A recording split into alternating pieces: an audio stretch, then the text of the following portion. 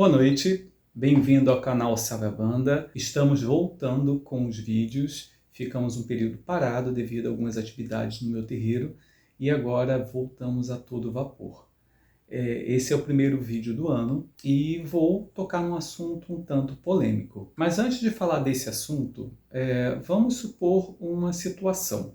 Imagine uma pequena cidade onde tem um único hospital e não tem nenhuma outra cidade próxima, vamos dizer que seja uma cidade do interior, e outra localidade onde há residências, onde tem outro hospital, é bem distante. E vamos supor que esse hospital ele fecha as portas simplesmente por 40 dias. E como é que fica a situação da população dessa pequena cidade? Caótica, né? Uma pessoa que sofre uma fratura exposta, uma pessoa que leva uma picada de cobra, uma outra que faz um corte no pé, fica realmente uma situação insustentável. Imagine também uma grande cidade. Podemos pegar, por exemplo, São Paulo, Rio de Janeiro ou qualquer outra capital. E imagine essa cidade onde a polícia faça uma greve de 40 dias. Os carcereiros, todo mundo pare de trabalhar. E como é que fica a situação? Caótica, impossível até de pensar. E o que acontece? Por que eu estou falando disso? Porque existe uma corrente entre os umbandistas e até mesmo entre candomblecistas que considera que o período da quaresma, o assunto ao qual a gente vai abordar nesse vídeo, é um período onde as portas dos infernos ficam abertas, onde o umbral abre as portas, onde o mundo dos espíritos inferiores fica de livre passagem para o nosso mundo. Aí eu me pergunto, todo o trabalho durante os 325 dias, né, os 365 menos esses 40 dias, esses 325 dias foi inútil, né, porque 40 dias a espiritualidade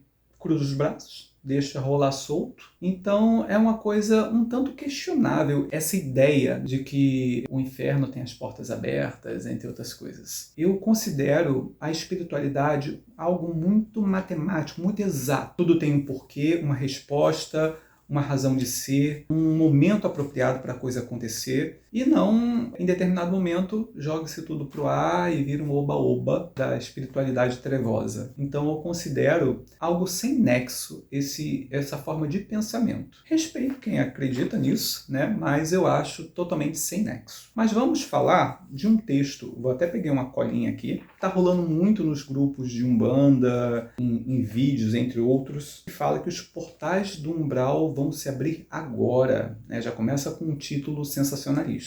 Estamos entrando num período de 40 dias, onde podemos sofrer em nossa vida espiritual grandes reflexos por conta disso. Os portões irão se abrir. Em nossa crença, acreditamos muito que os orixás estarão entrando em momento de guerra, onde, com isso, eles ficam reclusos.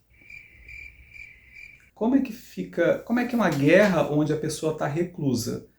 Na guerra a pessoa faz o enfrentamento, ela não fica intocadinha na própria casa, não, ela vai à luta. Então já começa o paradoxo aqui. Aí tem mais uma parte. Temos por entendimento que com isso ocorre uma agitação no campo designado ao umbral, onde muitos espíritos conseguem vir à superfície da Terra com muita facilidade. Por que ocorre essa agitação no umbral? Aqui não explica. E aí continua.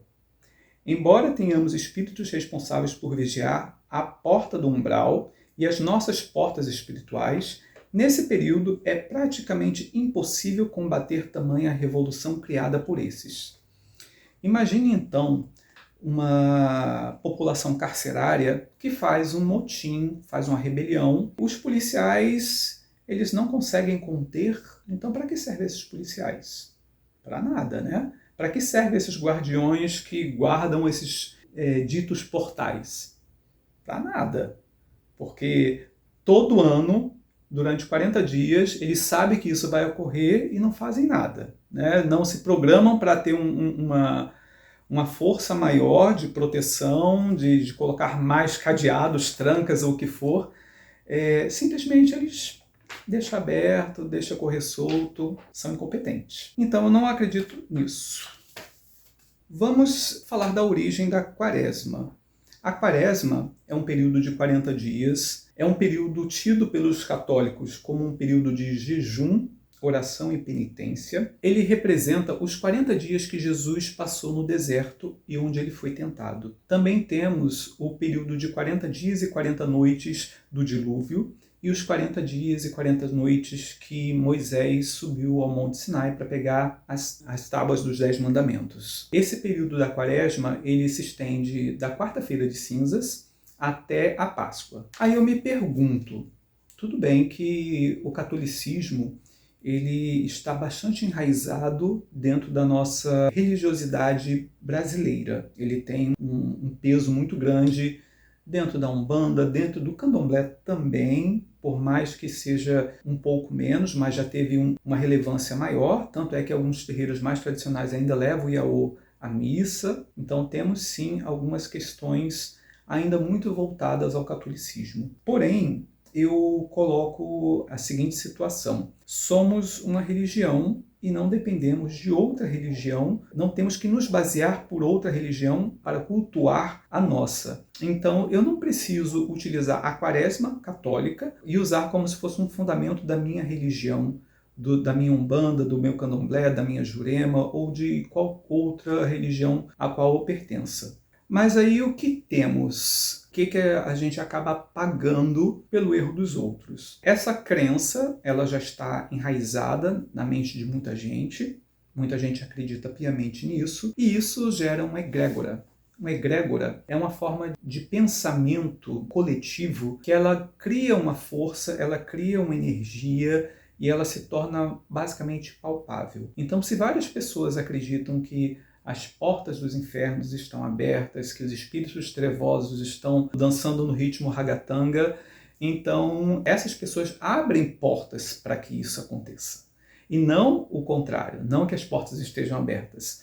Na espiritualidade, o igual atrai o igual. Diferente da física, onde os opostos se atraem, na espiritualidade os iguais se atraem. Então, se você mantém um pensamento negativo, você vai atrair o negativo. Se você tem um pensamento positivo, você vai atrair o positivo.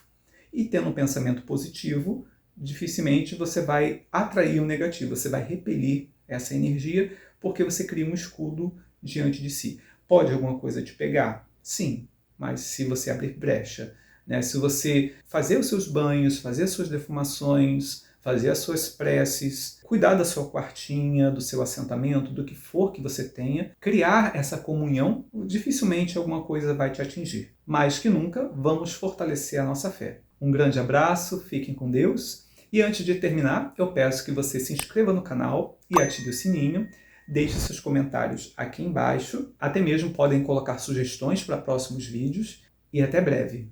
Um grande abraço.